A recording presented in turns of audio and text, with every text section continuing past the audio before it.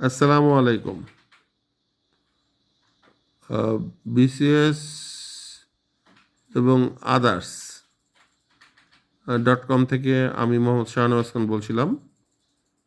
সবাইকে স্বাগত জানাচ্ছি আজকের প্রোগ্রামে। আজকে আমি যে সকল তথ্য নিয়ে আসছি সেটা হচ্ছে বাংলাদেশ এবং আন্তর্জাতিক বিষয়ের উপর। তো যারা আসন্ন বিসিএস এবং বিশ্ববিদ্যালয়ে ভর্তি এবং অন্যান্য চাকরির জন্য চেষ্টা করছেন তাদের সকলকে তথ্যগুলো আত্মস্থ করার জন্য অনুরোধ রইল। তো প্রথমেই যে তথ্য আছে সেটা হচ্ছে জাপানের প্রধানমন্ত্রীর নাম কি? Shigeru Ishiba. প্রধান নির্বাচন কমিশনারের নাম কি?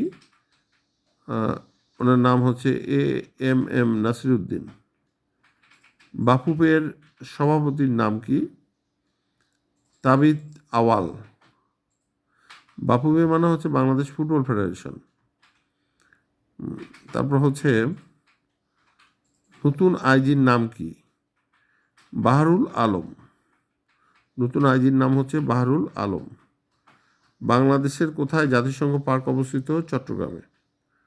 কোথায় অবস্থিত? চট্টগ্রাম। বাংলাদেশের কোথায় জাতিসংঘ পার্ক অবস্থিত? চট্টগ্রামে। সিরিয়ার স্বৈরশাসক বাশার আল আসাদের পতন হয় কত তারিখে?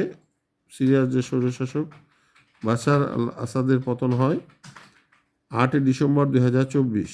8 ডিসেম্বর 2024। আচ্ছা, তারপরে 2034 সালে বিশ্বকাপ ফুটবল কোন দেশে অনুষ্ঠিত হবে? এটা হচ্ছে সৌদি আরবে। কোন দেশে অনুষ্ঠিত হবে? সৌদি আরবে। সৌদি আরবে।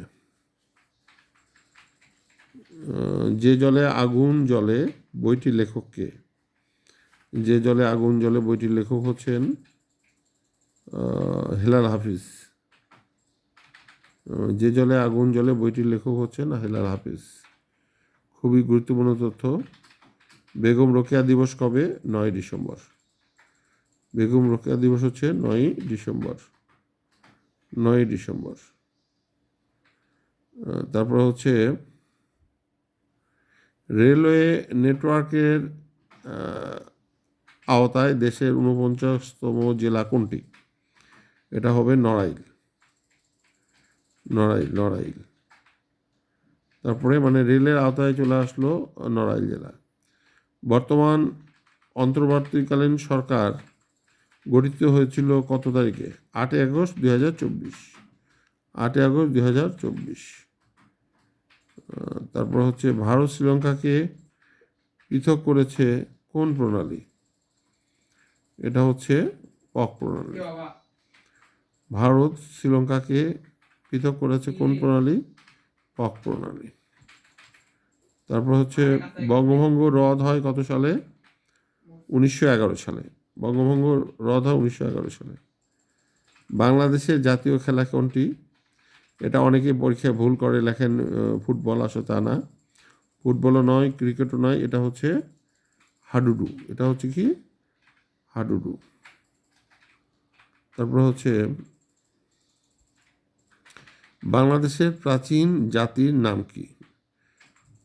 মানে প্রাচীন জাতির নাম হচ্ছে অস্ট্রিক।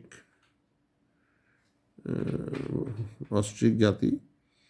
তো এই ছিল আজকের গুরুত্বপূর্ণ তথ্যগুলো। আমাদের মনে রাখতে হবে যে কঠোর অনুশীলন ব্যতীত বিসিএস এবং বিশ্ববিদ্যালয় ভর্তি কিংবা অন্যান্য চাকরিতে টেকা সম্ভব না। সবাইকে আমার এই চ্যানেলের সঙ্গে থাকার জন্য বিনীত অনুরোধ রইল। প্রতিদিন আমি তথ্য দেব বাংলাদেশ সম্পর্কে, আন্তর্জাতিক সম্পর্কে ও বিজ্ঞান, এই 4টে বিষয়। সবাইকে শুভেচ্ছা এবং ভালোবাসা জানিয়ে আজকের মতো বিদায় নিচ্ছি।